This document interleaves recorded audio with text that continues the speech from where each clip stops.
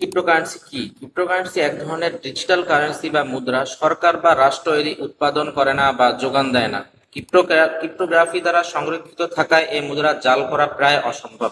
Cryptocurrency বা সংক্ষেপে crypto হলো বিকেন্দ্রীভূত মুদ্রা, যার অর্থ হলো এগুলো কেন্দ্রীয় ব্যাংক দ্বারা জারি বা নিয়ন্ত্রিত নয়। কিছু ক্রিপ্টোকারেন্সি তাদের ডেভেলপারদের দ্বারা জারি করা হয়, অন্যগুলো তাদের নিজ নিজ নেটওয়ার্ক অ্যালগোরিদম দ্বারা তৈরি করা হয়। ক্রিপ্টো হলো ডিজিটাল সম্পদ, তাদের কোনো বাস্তব রূপ নেই। বিটকয়েন এক ধরনের ক্রিপ্টোকারেন্সি। ক্রিপ্টো মানে গোপন আর কারেন্সি মানে মূল্য। সহজে বলতে গেলে গোপন মূল্য, যা ধরা যায় না, ছোঁয়া যায় না, নেই কোনো নিজস্ব মূল্যমান। একে ডিজিটাল মুদ্রা, ভার্চুয়াল মুদ্রা বা অনলাইন কারেন্সিও বলা হয়। এর লেনদেনের জন্য কোনো আর্থিক প্রতিষ্ঠান বা নিয়ন্ত্রণকারী প্রতিষ্ঠানের প্রয়োজনও হয় না। 2008 সালে সাতোশি নাকামোতো নাম দিয়ে অজ্ঞাত একজন ব্যক্তি এটি উদ্ভাবন করেন। সাতোশি বলা হয় বিটকয়েনের সর্বনিম্ন এককে। 1 কোটি সাতোশিতে 1 বিটকয়েন। লেনদেন হয় গ্রাহক থেকে গ্রাহকের ডিভাইসে, তৈরি হয় অনলাইন মাইনিংয়ের পদ্ধতিতে।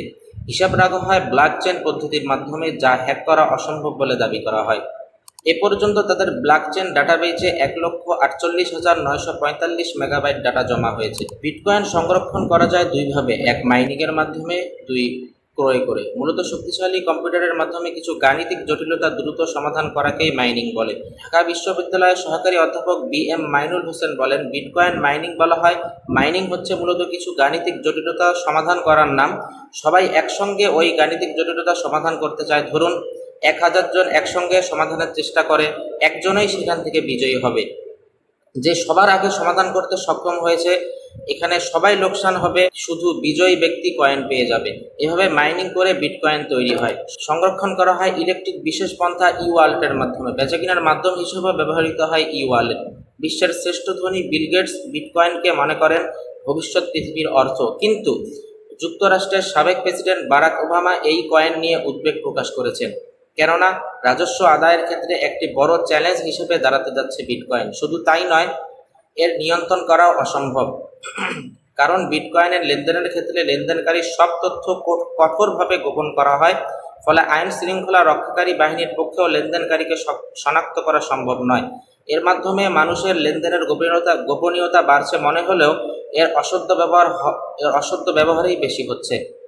কারণ বিভিন্ন মাফিয়া অপহরণকারী এটি ব্যবহার করে মানুষের অর্থ লুটে নিচ্ছে, কিন্তু তাদের শনাক্ত করা সম্ভব হচ্ছে না। জুয়া, মাদক, অস্ত্র বেচাকেনা, অপহরণ কিংবা অর্থ পাচারে বিটকয়েন এখন অপরাধীর কাছে সবচেয়ে প্রিয়। গোপনীয়তার কারণে সারা বিশ্বের কালো টাকার মালিকরা বিটকয়েনে বেশি আগ্রহী হচ্ছে। পালস রিসার্চ সেন্টারের নির্বাহী পরিচালক ডাক্তার আহসান এইচ মানসুর বলেন, আমার কাছে মনে হয় বিটকয়েন জুয়া খেলার মতো। এই মন মানসিকতা নিয়েই অনেকে এগুলো কেনে যে এর দাম বাড়বে। বিটকয়েনের সর্বোচ্চ ব্যবহার হয় ক্যাসিনোতে, স্মাগলিংয়ে আর ড্রাগ কেনা বেচায়। তুরস্কের ধর্ম বিষয়ক মন্ত্রণালয় বিটকয়েনকে নাজায়েজ ফতোয়া দিয়েছেন। মিশরের কেন্দ্রীয় ফতোয়া বিভাগ, ফিলিস্তিনের কেন্দ্রীয় ফতোয়া বিভাগ, আন্তর্জাতিক ইসলামী বিদ্যাপীঠ দারুল উলুম দেওবন্দের ফতোয়া বিভাগ ক্রিপ্টোকারেন্সি ভিত্তিক লেনদেনকে হারাম ফতোয়া দিয়েছেন। ও ইসলামিক ইকোনমিক ফোরাম নামক ইসলামিক স্কলারদের একটি অনলাইন গ্রুপ বিটকয়েনকে নাজায়েজ হারাম ফতোয়া দিয়েছেন। তাছাড়া বিটকয়েন প্রকাশকের অজ্ঞতা আর ভবিষ্যতের বিষয় অজ্ঞতা, আর প্রাতিষ্ঠানিক কোনো প্রশাসক না থাকা, কোনো নির্দিষ্ট দায়িত্বশীল না থাকা, রাষ্ট্রীয় তত্ত্বাবধান বা পর্যবেক্ষণ না থাকা, ব্যাপকভাবে স্পেকুলেশন হওয়া, এর মূল্য স্থির না থাকা এবং আইন বহির্ভূত কাজে অধিক ব্যবহার হওয়ায় এটি ইসলামের দৃষ্টিতে মূল্যমান বিশিষ্ট মালে মুতাকাউইম হয় না। সঙ্গে জুয়া তো আছেই। বিশ্বের কোনো দেশেই সরকারিভাবে স্বীকৃতি পায়নি বিটকয়েন, যদিও এত প্রতিকূলতার মাঝেও বিশ্বের বড় বড় অসাধু ব্যবসায়ীর হাত ধরেই এরই মধ্যে তারা একটি শক্ত অবস্থান করে নিতে সক্ষম হয়েছে।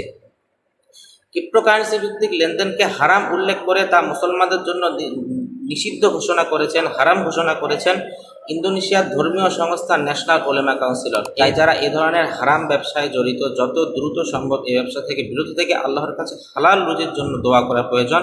আল্লাহ উত্তম রিজিক দাতা, তার কাছেই হালাল উপার্জনের জন্য দোয়া করা উচিত।